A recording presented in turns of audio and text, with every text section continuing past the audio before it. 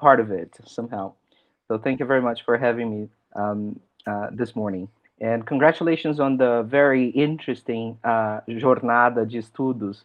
I was just taking a look at some of the talks and events that you organized, and I would obviously like to congratulate everyone on having organized that. It's really well organized with very interesting talks, topics, and I'm privileged to be one of the featured speakers this morning.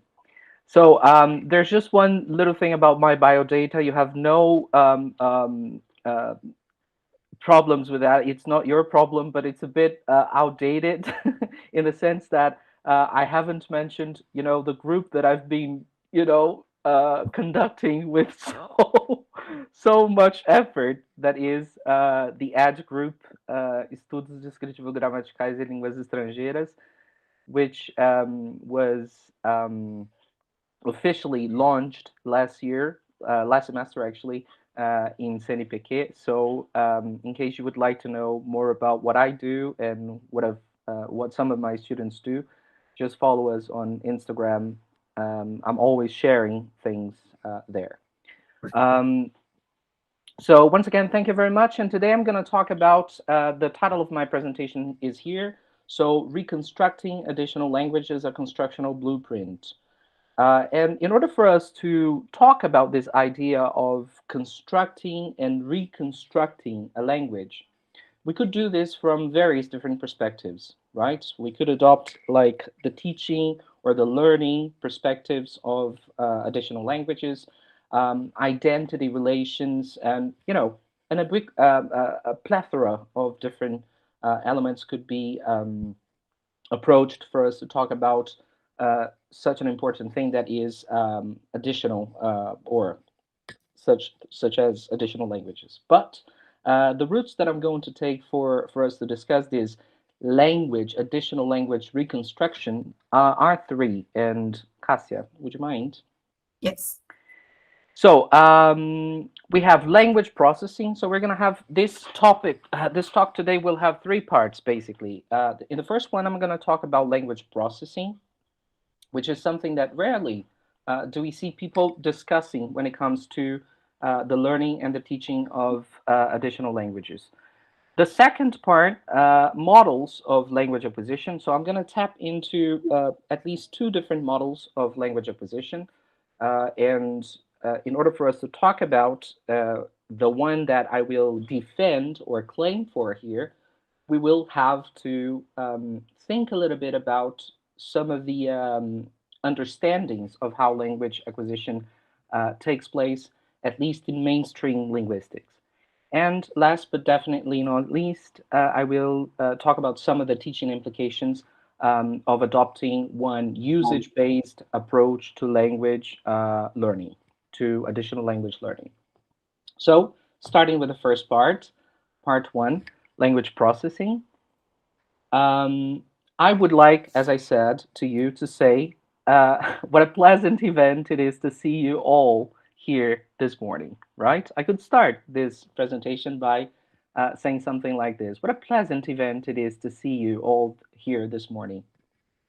Or in a much more straightforward manner, in a much more understandable way, I could simply say, good morning, right? Also, I could say, well, tell me, how are your lives progressing at the moment? Try to think of these two sentences by, what's the name of that character in Big Bang Theory? It's one of the nerdiest characters. Sheldon, right. Sheldon could be a character saying, what a pleasant event it is to see you all here this morning. Or, tell me, how are your lives progressing at the moment? We could simply go for something much more understandable as, are you okay? So my point here is, we have two different, just go back one little, yeah. So my point here is, basically we have two expressions that mean the same thing in what a pleasant event it is to see you all here this morning equals semantically in terms of meaning to good morning, right? Just like tell me how are your lives progressing at the moment equals semantically to are you okay? Or how do you do? How are you doing? Something like this, right? So the question we have to ask ourselves is like, what is the difference, the linguistic difference between these four expressions, the ones on the left and the ones on the right? And so, do we have any linguistic difference, considering the fact that semantically they do the same thing? Well, we obviously have pragmatic differences. But most importantly, for this part of the talk, do they have any sort of impairment on the listener? So, whether I decide for the first one or the second one, will that compromise my understanding or the understanding of my message? So, as far as language processing is concerned, Cassia, please. I'm going to do a little experiment with you.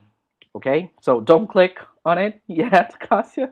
Okay. And for that, I think I will ask the help of a volunteer. Do I have any volunteer in the house? Somebody who can open the Stella. Stella Magano. Hello. Hi, Yes, good Stella. morning. I can help you. All right, thank you very much, Stella. Thank you very much. So I'm going to give you the instructions for this little experiment, all right? Okay. Okay, so the thing is, I'm going to give you a text. It's basically one paragraph, okay? And all I want you to do is read it out loud. Don't think. As Wittgenstein would say, don't think, just do it. No, this is Nike, right? But he would say something similar, right? So don't think, just say it, okay? Is that okay, Stella? Yes, it's okay. You just read it. One, two, Okay. three, Kasia, go. If you can read this, you have a strong mind too. Can you read this? Only s- some people can. I couldn't believe that I could actually understand what I was reading. The phenomenal power of the human mind, according to research at Cambridge University, it doesn't matter in what order the letters in a word are. The only important thing is that the first and last letter be in the right place. The rest can be a total mess and you can still read without a problem. This is because the human mind does not read every letter by itself, but the word as a whole. Amazing, huh? Yeah, and I always thought spelling was important. Congratulations. So Thank you she very could read it. much. Thank you very much, Stella. And she could read it perfectly, right? So it's the basically the point of the text, right? What it says there in the text. Kasia, please. So now it's not only up to Stella to participate, but everyone. So you could give your impressions on some of these questions that we have here. We have four. So the first one, what does this little experiment tell us about the way we process language, in your opinion? So maybe one or two people just to say what your understanding is. What does this little experiment, very quick experiment, tell us about the way we process language? Any contributions? It's sort of explained in the text itself, so you could don't be shy. Yeah, Louisa, go ahead. I think that we have a pattern that Hmm. we always use, and because we are so, I don't know, addicted, like programmed to go to this pattern, doesn't matter the order of the letters, because we are Mm, so used to seeing this pattern. I don't know. right. Okay. So Louisa said something very important that is patterns, right? So it seems that we are primed for pattern recognition. We somehow go for patterns, right? And according to the text itself, it says that everything that has to be in the right places are the first and the last letters, right? All of the rest can be mixed up and we're still able to read it.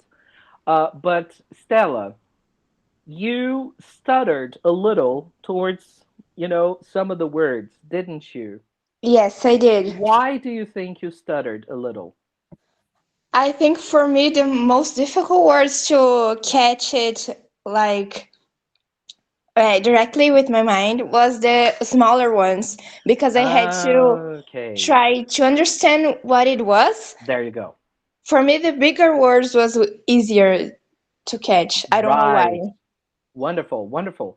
Because the smaller they are, the more inclined you are going to be to actually analyze what's inside. And then once you set out to analyze what that word is, you get confused because you notice that the letters are all mixed up, right?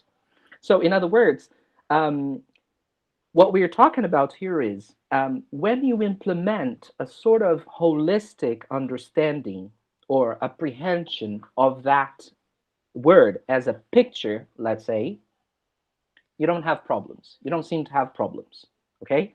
And guys, I'm looking not directly to the to the video because I have two screens, right? So I'm looking at you here, which is bigger. So just going back to the explanation. So it seems that the person or the people reading a text like this, whose letters are all mixed up, are going to have problems reading them out loud when they analyze each one of the words internally. Because after all, the letters are all mixed up, right? But if you don't try to analyze those things and try to take them holistically as if you were taking snapshots, pictures of those things and then guessing what they are, it seems to work out, right? So this has to do with the second question, that is, how do you believe we process words, analytically or holistically? So do you think that we process words analytically or holistically? Holistically, Stella says. Right. But I'm going to provoke a little bit.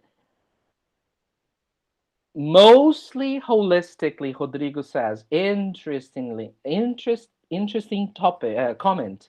Mostly holistically, he says. Why do you say that, Rodrigo? Can you think of some other situations in which you will be obliged to analyze the internal properties of words? You can Okay, type or you can say something. yeah, I think it will be easier because mostly, I guess, when we think of newer words or newer word combinations that we never Very seen good. before. Very good, Rodrigo. Well done. So it's like, it's actually impossible.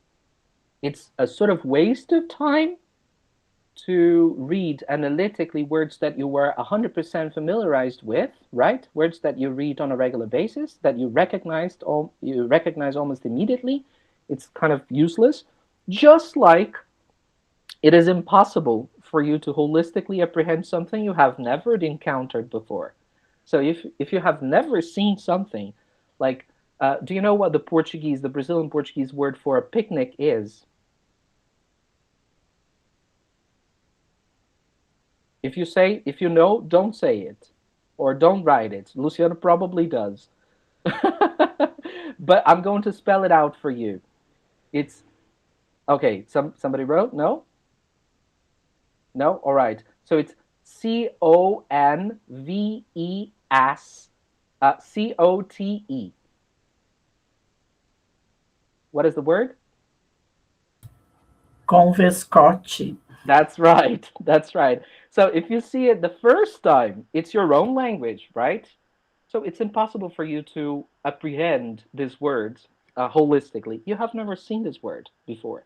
So you will be obliged to actually implement an analytical processing to that word. So you will have to read them out loud, step by step, and create that unit. So convescote, right?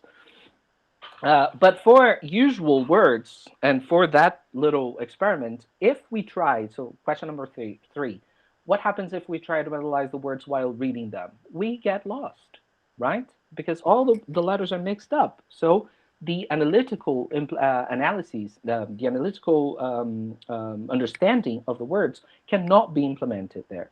Number four, which other linguistic items are likely to be processed the same way? That's an interesting one, and that's the hook for the next slide. What do you think is also analyzed linguistically in the same way? In other words, processed holistically. Do you think that there are some other things rather than words being read out loud that are also analyzed, that can also be analyzed holistically?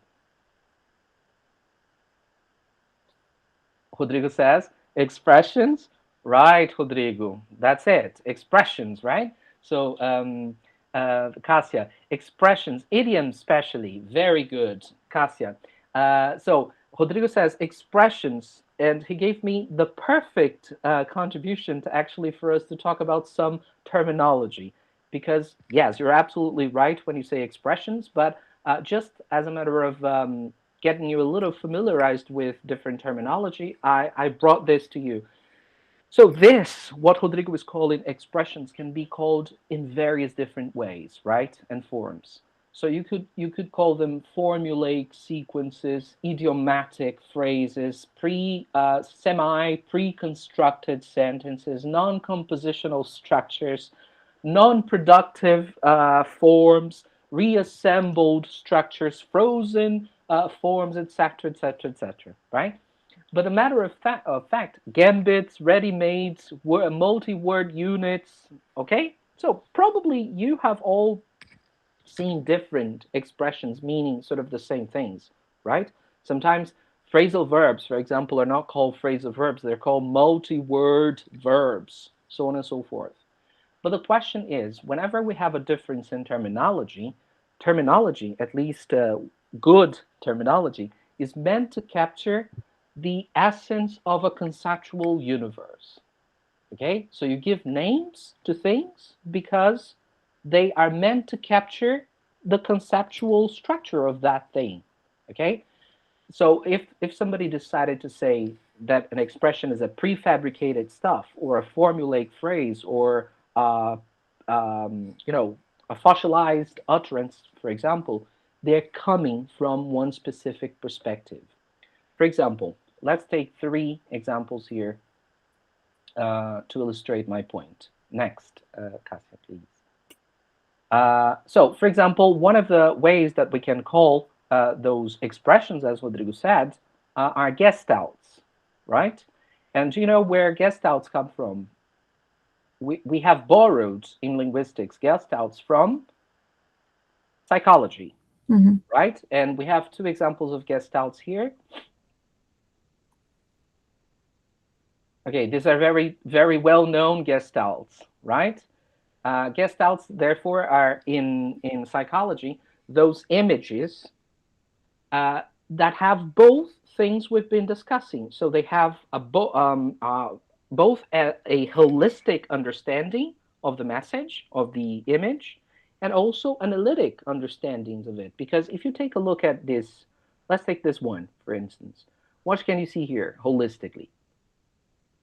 A young woman in the first one. Holistically, Katya. No. The whole thing. Take a step back and look at it. I said holistically because you were taking the analytical thing. You were taking the young lady here, right? I know. There's also a old person's face. There you go. There you go. So it's like the face, only the head of an old guy, right? With a beard. And this seems to be like the ear of the guy. And this is the hand, right? But if we go for the little parts of it, and we look specifically at some of the parts, we're going to see a little lady holding a baby.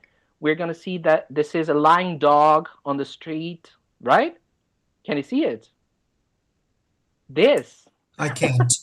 Really? I can only see the first one with the young lady and the old lady, but not the second one. I can only see one. All right.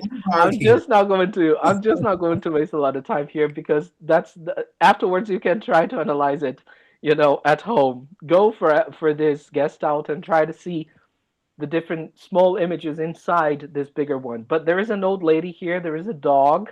The dog lying on the street. And there is an old man here, a smaller old man with a hat. Okay? I think it's too small too for you to visualize these things. But the point here is we are able to both visualize the whole thing, the holistic understanding of the image, but also the little parts inside Rita says, I can see the dog. Yes, very good. So we can also see the little parts, just like language expressions, just like linguistic expressions, right? When you have something like thank you, or we have something like you're welcome, we have two things at the same time. When you have something like you're welcome, you have a way of thanking someone, or thinking the thank you, right? Reacting to a thank you. But we also have, let's say, a normal subject predicate construction, right? With an adjective, for instance. If you look inside the structure of this simple, you're welcome. Zooming in the lady, we can see the ear. Okay. Yeah, gestalts are always very interesting. So if I call those expressions like little did I know, for instance, a gestalt, where am I coming from? I'm coming from the area of psycholinguistics. So in psycholinguistics, these expressions can also be called gestalts. That's my point. Next, Cassia, please. If you adopt the term, for instance, non-computational, you can just click. They are actually making reference to the fact that computers in the past, obviously, couldn't process those expressions like they could process computational expressions like I like chocolate, for example. So I like chocolate is something that computers have always been able to process and understand. Why? Because you can simply program computers to understand what the reference and the meaning of I, of like, and of chocolate are, and they're able to combine those things together. But when it comes to expressions like go the extra mile or kick the bucket and other things, other sorts of idiomatic expressions, there is a problem with the understanding. And computers in the past couldn't actually understand those things because they acted computationally by mathematically putting the meanings of the isolated words together.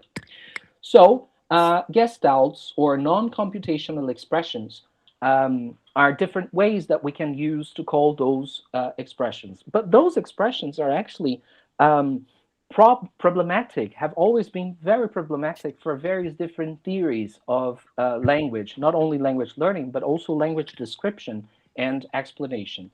The generative transformational view of language, for example, Cassia,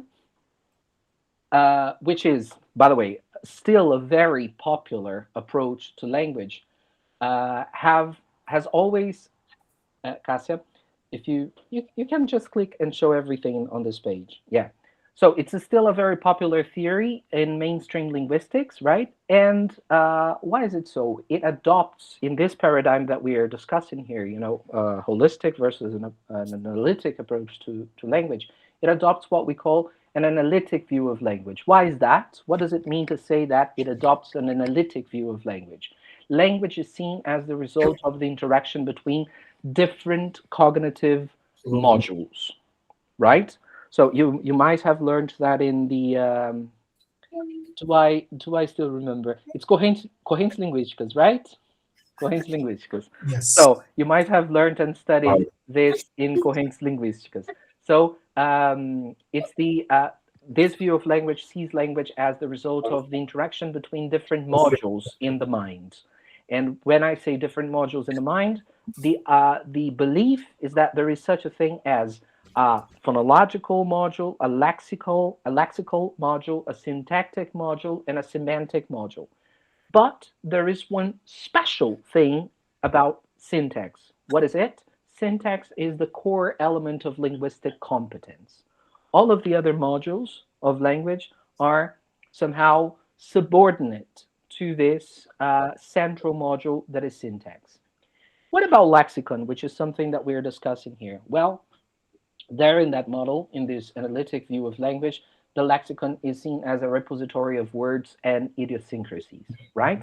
So it's the trash bin, let's say, of all idiosyncratic and strange and outcast. Okay, Cassia, thank you. in other words, how do we structure this this perspective here? Well, we structure it by thinking that the analytic processing follows a lexicon, right? A syntax that is central, and we have the other modules. So lexicon, phonology, and semantics are, as I said, subordinate modules to this central element that is syntax. Syntax is said to be the responsible for a couple of things: the organization of sentences, the ordering of things, etc., etc., etc. So to give you an example, the lexicon, as I said previously, is seen as a repository of items. So imagine that I want to, from this perspective, I want to process and produce a sentence, a very simple sentence such as, he asked a question, right? He asked a question. So in my lexicon, I'm going to have all of the words of the languages that I know. So I have the words there, the pronouns like he, she, it, them, etc., etc., etc. But I have all of the nouns of the languages that I know. So question, answer, teacher, school, whatever. Some grammatical elements such as articles, for instance, are, and obviously the verbs like ask, answer, etc., etc., etc. So what is syntax going to do? It is computationally and analytically going to put those things in order and include the grammatical features of it. So try to think of these he asked a question as all words flying around in a lexicon. So syntax is going to do this. Take one, take another one, and put them in order, right? And include the grammatical features. After syntax does that, it is going to send to phonology and send to semantics for the acquisition of the interpretation of meaning for semantics. So you can click twice, Garcia, and it's going to say, well, it's an affirmative sentence, right? So semantics is going to say it's an affirmative sentence, and phonology is going to say, well, it has this particular phonological form. You can click once again, please. So it's going to acquire this phonological form. So he asked a question, right? And after this, we're going to have the spell out. So in order for me to process and to produce a sentence like this, it is going to go through this sort of assembly line process of putting things together, including grammatical features, sending to another module, sending to another one, until we finally spell it out. Okay? Garcia? So in other words, the analytic processing, it's fine here. When I have a sentence such as, she ate the piece of cake, for example, she ate the piece of cake, I can apply some sort of syntactic operations to show that, in fact, a sentence like this is composed analytically. How so? I can move the elements, right? I can move the constituents. So when I have something like she ate a piece of cake, I can specifically try to mess up with the object of the sentence. What is the object of the sentence? The piece of cake, right? The piece of cake. So question, can I topicalize it? Yes, I can. What does topicalization mean? Is to raise a constituent to the left periphery of the sentence, right? So I have something like the piece of cake she ate, right? And a trace would be left there after ate, yeah? I can also passivize it by saying the piece of cake was eaten, right? And last but not least, I can pronominalize it. I can replace the object, the piece of cake, by a pronoun. So she ate it. And I'm left with perfectly acceptable sentences. So the piece of cake she ate, especially if I'm contrasting this with something like, oh, we had two things here. We had like a pumpkin pie and a piece of cake. And the piece of cake, she ate it. She ate, right? Not the pumpkin pie, something like that. Or the piece of cake was eaten and she ate it. Especially if this, whatever it means is discursively salient, right? And we both know what we're talking about. And then somebody else says, oh, what about the piece of cake? Well, she ate it, right? So we're left with perfectly well-formed sentences. Question: can we do the same thing with all sorts of expressions? Garcia, please. So if I have something like she kicked the bucket. Don't click yet, Garcia. Garcia, do you mind if I say click? All right. It's fine. Just say click. All right. So she kicked the bucket, right? First of all, what does that mean?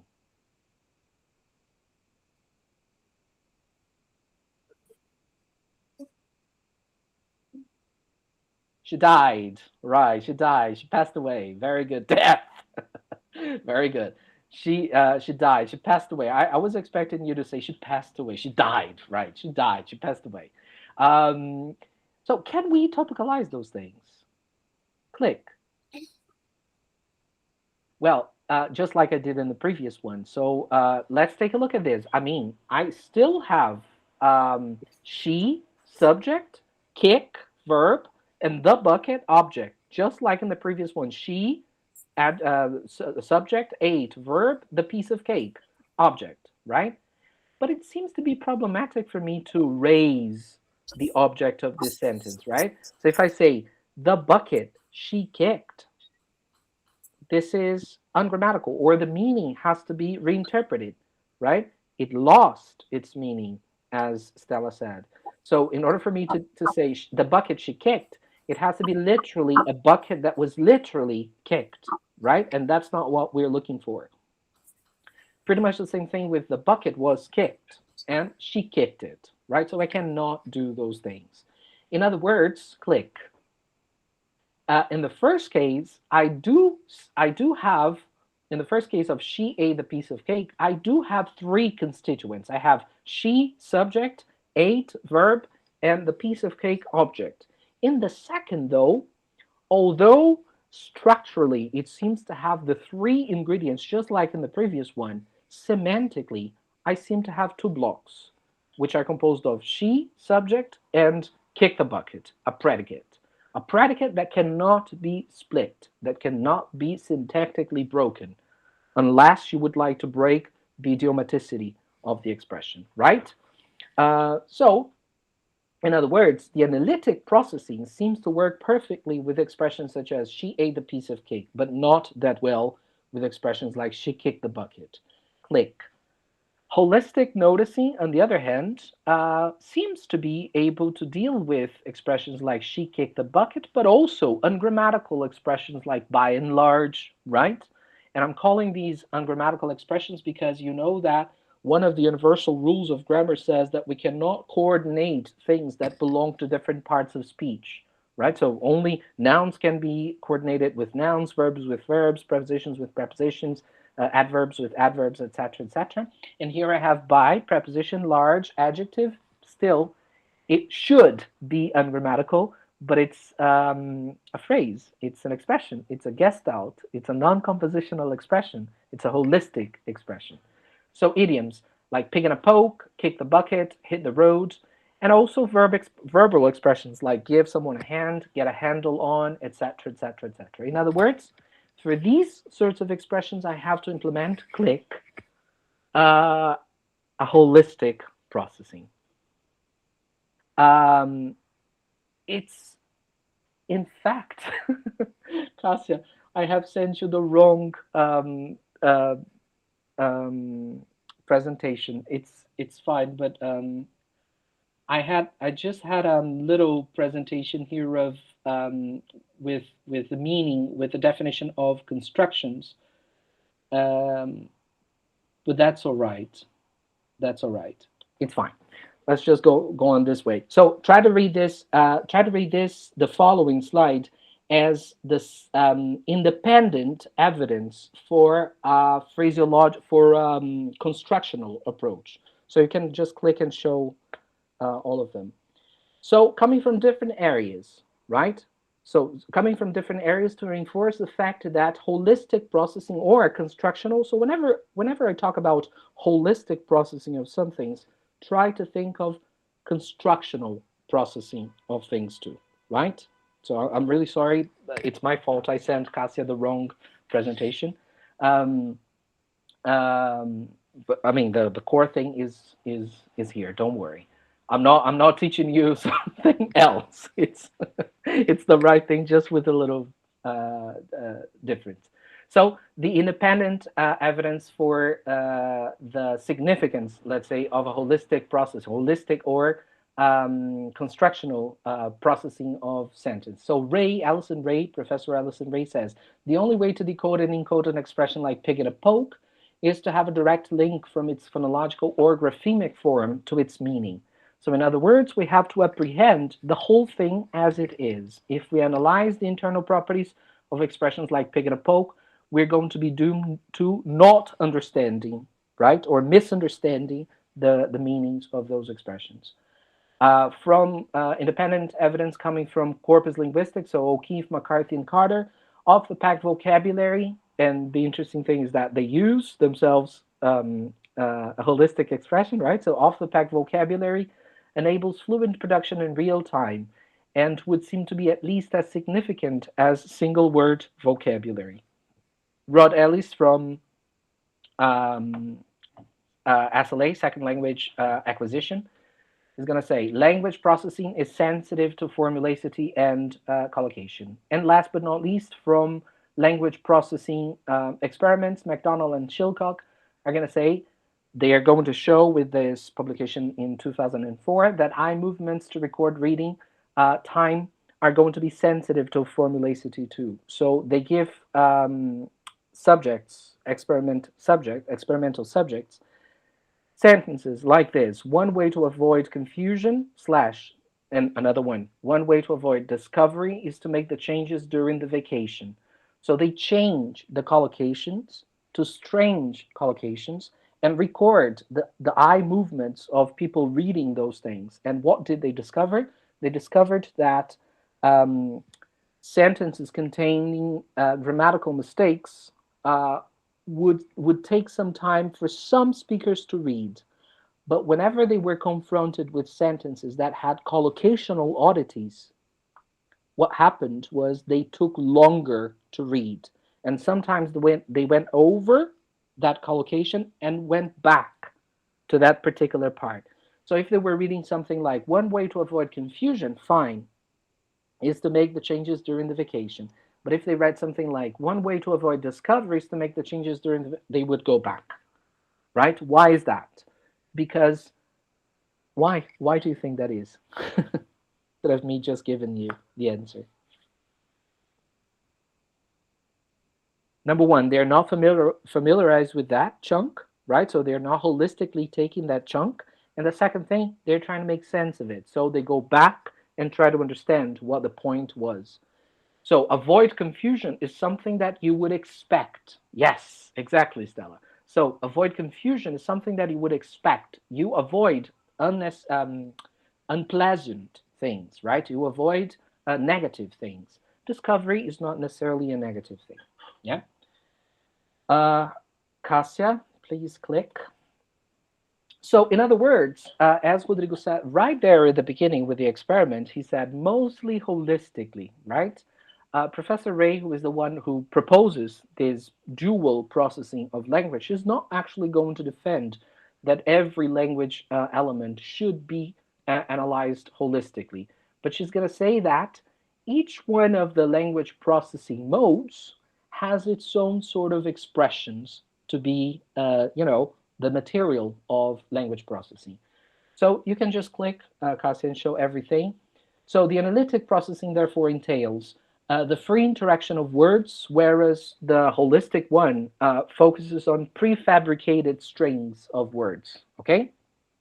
The analytic processing entails grammatical rules or grammatical operations, whereas the holistic processing relies on the idiomatic combination of words. The analytic processing entails the creation of novel linguistic material, whereas the holistic processing relies on the direct retrieval of strings from memory. And the analytic processing deals with the decoding of novel linguistic material, and the holistic processing with familiar pieces of language. It's not here, but we could put an extra one here by saying, well, with familiar language, right? You can simply skip this one. Go to the next one, please, Cassian. You can skip this one. Yeah.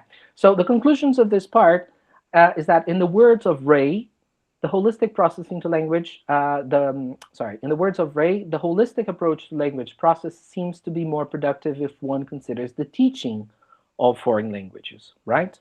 I think we started a bit later, Cassia. How many minutes do I still have? A gente começou, acho que eram 8h10, se eu não me engano, então a gente vai até 9h10, ou 10h10, perdão. 10. Ótimo. Great. Fantastic. So we are done with the first part of the talk. Do you have any questions, comments, objections, disagreements with things that I have presented thus far? No. So now we're going to talk about some models of language acquisition, right? So if we are talking about language processing on the one hand, that is tied directly to the way that we think that languages are acquired or learned, right? And in order for us to talk about language acquisition, we definitely have to click. We have to understand where we're coming from, and we have to understand what the most popular theories of language acquisition are. Once again, you have probably seen in Correntes Linguísticas one particular perspective of language acquisition, which is the Chomskyan one that is that also goes by the name of the nativist view of language, right? This is just going to be a very quick listing of some of the characteristics of the nativist view of language acquisition, because we're just using it as a springboard for us to actually talk about what really matters for us here today. That is the usage-based view of language acquisition. So you can simply click 1, 2, 3, 4, 5 times, Kasia. So the nativist view of language acquisition, therefore, is going to defend the existence of the so-called language faculty, right? So this is a universal property that humans are said to be endowed with genetically, and that has some time to evolve and to develop over time, right? This sort of gets shaped up in the form of what we call the innate knowledge, or the LAD, the language acquisition device, that is said to be this mechanism for language acquisition that is natural and specific to the human condition, let's say. And this particular language acquisition device is going to favor the understanding, as I showed to you previously, of a cognition in different modules. So they're going to defend that different language material is going to be processed in different modules in the mind. In other words, they defend a modularized version of the mind. So the mind is split in different modules. And what is going to rule the formation and the interpretation of sentences is going to be a set of rules, right? So this set of universal rules is set to be responsible for the storage, for the production, and obviously the comprehension, the processing of languages. And all of these process is called, all of these different elements in the nativist view are given the name of acquisition. So the process itself is of acquiring a different language. What about the usage-based view? If we had more time, we could obviously go deeper into understanding each one of the components, but this is only a talk. So in case you are interested, you can read a little bit more about it. It's a shame. In the right presentation, I would give some suggestions of readings by some researchers and some of my articles some of the articles that I wrote about these things too. So as opposed to this idea of a nativist understanding of language acquisition, we have the usage-based view. What is that like? It adopts a much more dynamic system to language. So we don't have things such as language, a language faculty. We are dynamically acquiring those things based on the use of those things. And instead of innate knowledge or a language acquisition device, we resort to, according to the usage-based view, to very complex learning mechanisms. And I'm going to exemplify some of these in a minute. These complex learning mechanisms are part of these integrated cognitive skills. So we have various different types of cognitive skills, some of which we employ to the learning of first or second languages. And instead of the set of rules, that's a very important thing, instead of the set of rules, we have what we call conventional form-function pairings. So our knowledge of language doesn't equal knowledge of a set of rules to be applied every time I'm going to produce a sentence, but rather we have the storage of these conventional form-function pairings. And one of the most important things for us here, instead of talking about acquisition, we have in place, click, the learning of languages, right? We don't have the acquisition of languages, but rather we have the learning of languages. If we are, though, to say what the similarities between these two perspectives, the nativist perspective with the usage-based perspective, one thing is common amongst them. That is that language is a phenomenon of cognition. Both the nativist Chomskyan tradition and the usage-based cognitive, more recent cognitive perspectives are going to share one common perspective. That is that language is, in fact, a phenomenon of cognition.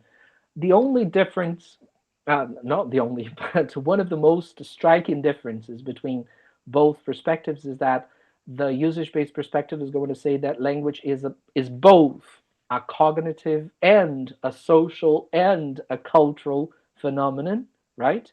Whereas the nativist perspective is going to say, well, language as we understand the Saussurean concept of langue, you could say, is only a cognitive phenomenon, not a social one, not a cultural one, right? Not an anthropological, historic one. No, it's only a cognitive process.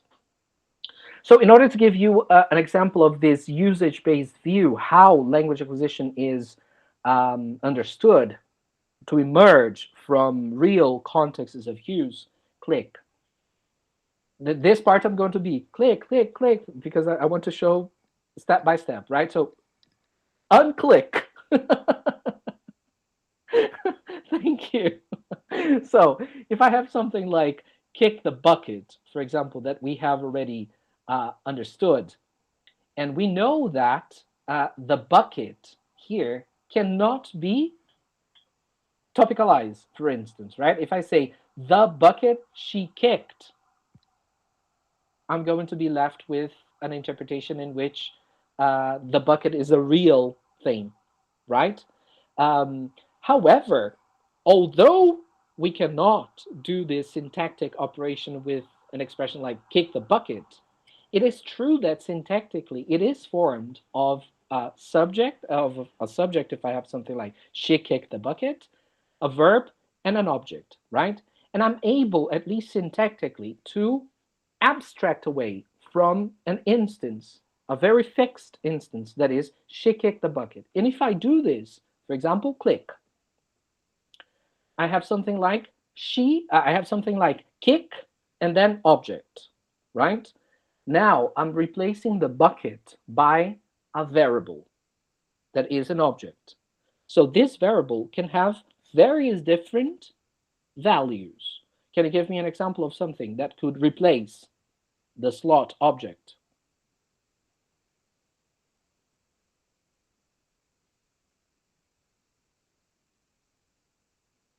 Anything? Me. Could be the ball, right? Yes, thank you very much. So it could be the ball. So if I abstract away from a tangible and a lexically anchored expression like kick the bucket, and I abstract away this object to this variable object, then I'm left with a scheme, a sort of formula that is kick and then object. And this formula gives me the possibility of producing and interpreting various different types of sentences, like she kicked the ball, she kicked the door, she kicked the bicycle, whatever.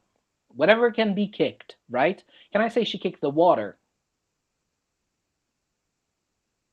Well, syntactically, I could say that. Semantically, it doesn't make a lot of sense, right? Because then I know that kick has certain sememes or certain semantic properties that make its object that demand specific types of objects and objects that are somehow solid, right? So we cannot kick water, yeah, kick the air, for example, right? Just if I'm metaphorically saying that you were doing something useless, so you're kicking the air, something like that, right? But if I abstract, if I abstract a little bit more, click, and I have something like verb and object. Now I have two variables. I don't have the commitment of kicking whatever. So now I can kiss instead of kick, right? I can kiss.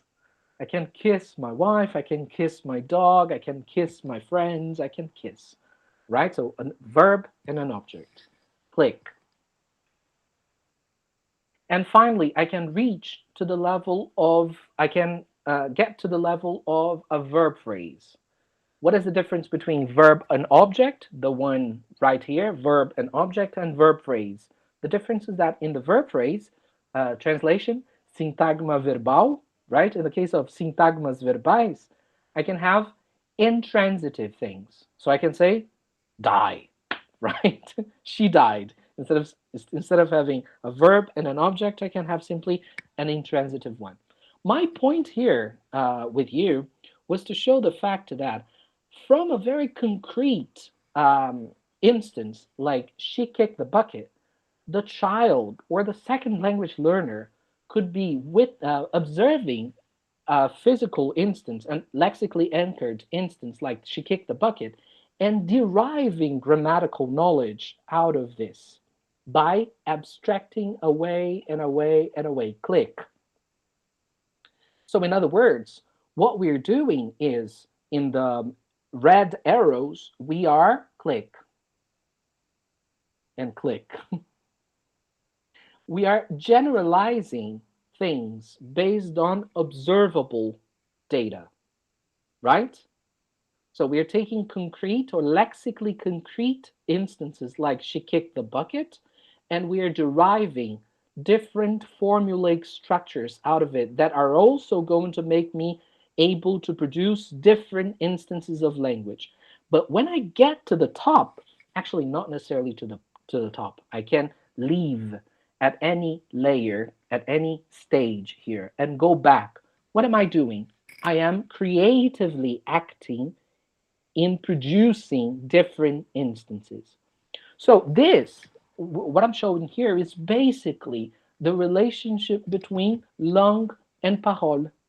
The relationship between what we hear physically, what we are able to store physically, and what we are able to do with those things that we store. We're able to store the instances and produce more language based on what we have been exposed. In other words, this is what the exemplar-based mode of language or the usage-based model of language defends. Click.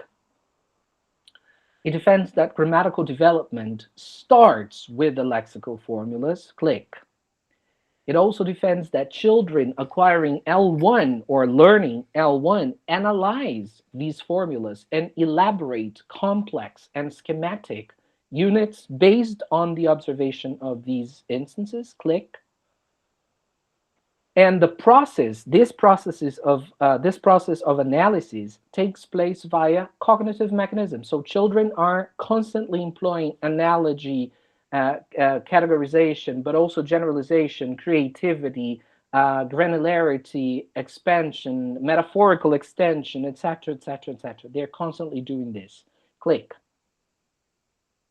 And constructions, right, which are the result of these observations, the stored results of these observations, they form complex networks grounded in their linguistic experience. So the thing is, that's the what the correct presentation had. It had a little introduction of what constructions are with its own parts, but that's what I asked you to, bear in mind. Whenever, so in other words, when children observe something, they capture those truly existing instances of language, and based on them, they overgeneralize and create other pieces of language, right? So the interesting thing would be for us to question ourselves, can we emulate this process of first language learning or acquisition in the L2 learning context? Click. Well, Nattinger and DeCaricole are going to say that the goal would not be to have students analyze just those chunks introduced in the lessons, but of course, to have them learn to segment and construct new patterns of their own on analogy with the kind of analysis they do in the classroom. So Nattinger and DeCaricole are saying that for teaching purposes, for example, it's perfectly acceptable and doable to try to emulate this natural process of language observation and grammatical development out of the observation of these existing instances. To put it in a different way, both in the first language acquisition context and in the second language learning context, click, we can say that, click, language is like an archipelago of constructions, right? And this is not by me, this is by Michael Tomasello, one of the most acclaimed specialists in first language acquisition from a usage-based perspective. And the metaphor with the archipelago is a very interesting one. He says that language is like a constructional archipelago or archipelago of constructions, because archipelagos are things that we're able to see on the surface of water. And on the surface of water, they seem to be disconnected from one another, isn't it? They seem to be like islands that are not connected with one another. But the question is, are they connected with one another? They are, but underwater, right? And this is what he's saying. He's saying, cognitively speaking, all of the constructions that come out in communication, they are just those islands that on the surface are disconnected from one another, but cognitively speaking, they're all connected. I'm going to finish in 2 minutes. So next, this has been, you can just click, click, click. This has already seen, has been proven, let's say, with a couple of understandings of different linguistic expressions, like formulas. So, in other words, things such as a matter of fact, to tell you the truth, better safe than sorry, little did I know, if I could, ellipses, I would, the more, the merrier, to make a long story short, once in a blue moon, off the beaten track, when the cat's away, the mice will play, but also all many other instances of language that are not idiomatic, but are fixed. They are interpreted holistically, and they are just like those islands that on the surface seem to be disconnected with one another, but by this, on the bottom of the sea or in cognition, are all connected with one another. And the last thing is, this has been said to apply to first language learning contexts. What about second language learning settings? How does this theory apply to it? Or better saying, if there is one thing that the usage-based view defends, is that there are many more similarities between the first language learning process and the second language learning process. However, if there is one thing that we could say that is particular or proper to second language learning contexts, is that there are certain extra constraints that second language learners have to deal with compared to first language learners. And these are four properties that I decided to bring to you today, which I particularly believe are the most important ones, and the theory and literature also sort of point to the same direction. So what are the constraints acting upon learners' acquisition of chunks? The first one is input frequency, right? So frequency is necessary, is a necessary condition for entrenchment to take place. So in order for me to fossilize something, to learn something, that has to be frequently, the learner has to be frequently exposed to that. When it comes to first language learning situations, the child will naturally be exposed to those things. So we have to increase the exposure of learners. And sometimes we have to do this kind of unnaturally, right? We sort of have to do this. We have to go the extra mile to increase the exposure to that. The second thing that second language learners have to deal with, and children acquiring a first language do not have to deal with that, has to do with prominence, right? So things, if you compare like the as, third person singular form, to a lexical expression like every day, and considering the fact that semantically both do the same thing, that is to say, to exhibit the tense, right? It would be perfectly acceptable or understandable that my students are not going to produce in she walks in the park, because after all, she walk in the park every day. The every day itself is already showing that it's a present tense sentence, right? So we have these redundant elements, and we have some others that are more prominent than others. Which one is more prominent? Every day is much more prominent than s. So it is understandable that learners are going to omit an inflectional morpheme there, that is s. Second language learners also have to deal with redundancy, right? So when I have something like, what did you do last weekend?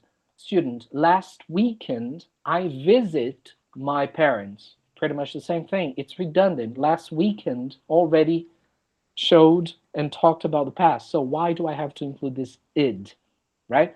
Children are not thinking about those things. They're simply imitating and, just communicating until they master the thing, the system. And last but definitely not least, one of the most important things, if we are to compare first language with second language learning, second language learners have to deal with L1 transfer, right? They have a linguistic system to fall back on. So that can help, but that can also be problematic sometimes in the process of language reconstruction. So if you're a speaker of Brazilian Portuguese, it is likely in the basic levels for you to say, it depends the situation. It depends? On. No, it depends of the situation, right? Oh, the transfer. Yeah, Sorry. yeah, The yeah. transfer, yeah. So it depends of the situation, right? And it's very likely for them to say, have many people in the subway, or even in the right tense. Oh, teacher, this morning had many people in the subway, right? And the drugstore around the corner. Stays. Yeah, the drugstore stays around the corner. So these are four characteristics, very well discussed characteristics in literature that seem to be especially relevant to second language learning context. It's not that much with first language learning context. So just to finish this part in the presentation too, because I ran out of time. For the second time, click. So if the exemplar models of L2 acquisition or learning proves to be accurate, the acquisition of analytical structures of language, that is, argument structure constructions, can also be targeted in the FL classroom via frequent phraseologisms that contain these structures. So in other words, we talked about holistic and analytic processing, And I said to you back then that the analytic processing lends itself perfectly to the understanding, production, and processing of grammatical constructions, and the holistic one to, let's say, more lexicalized constructions. However, the belief is that by acquiring holistic units and mirroring the process of deriving grammatical constructions from holistic things, we're able to reach the analytic understanding from the holistic one. That is one of the parts in which I had some publications, 2 articles that I wrote that defend this perspective. So in the teaching applications, we are going to, you can't simply stop here, and I can send afterwards the presentation because we ran out of time. Thank you very much, guys.